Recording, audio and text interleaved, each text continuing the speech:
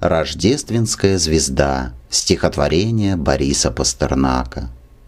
Стояла зима, дул ветер из степи, и холодно было младенцу в вертепе на склоне холма.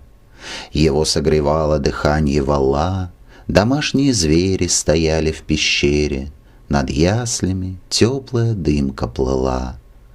Даху отряхнув от постельной трухи и зернышек проса, смотрели с утеса спросонья в полночную даль пастухи. Вдали было поле в снегу и погост, ограды, надгробья, оглобля в сугробе и небо над кладбищем, полное звезд.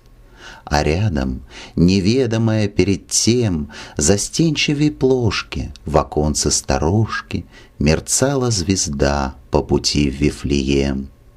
Она пламенела, как сток в стороне от неба и Бога, как отблеск поджога, как хутор в огне и пожар на гумне. Она возвышалась горящей скирдой соломы и сена средь целой вселенной, встревоженной этою новой звездой. Растущее зарево рдело над ней и значило что-то, и три звездочета спешили на зов небывалых огней. За ними везли на верблюдах дары, и ослики в сбруе, один малорослей другого, шажками спускались с горы. И странным видением грядущей поры вставало вдали все пришедшее после. Все мысли веков, все мечты, все миры, все будущее галерей и музеев, все шалости фей, все дела чародеев, все елки на свете, все сны детворы.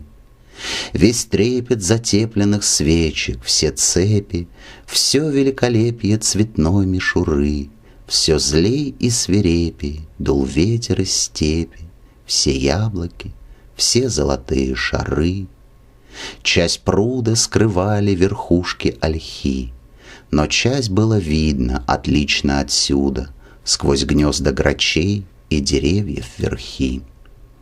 Как шли вдоль запруды ослы и верблюды, могли хорошо разглядеть пастухи. «Пойдемте со всеми, поклонимся чуду», — сказали они, запахнув кожухи.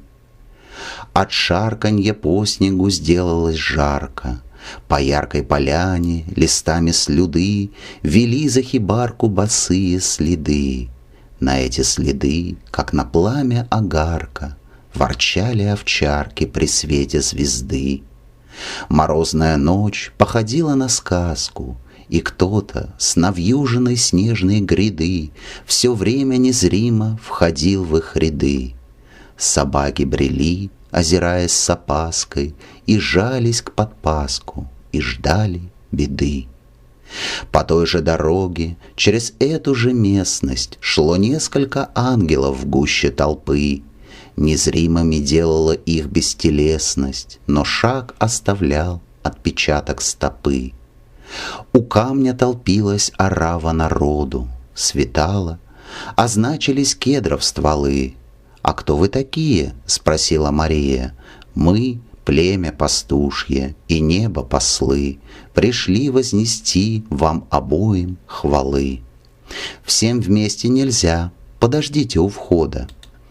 Средь серой, как пепел, предутренней мглы топтались погонщики и овцеводы, ругались со всадниками пешеходы, у выдолбленной водопойной колоды ревели верблюды, легались ослы. Светало.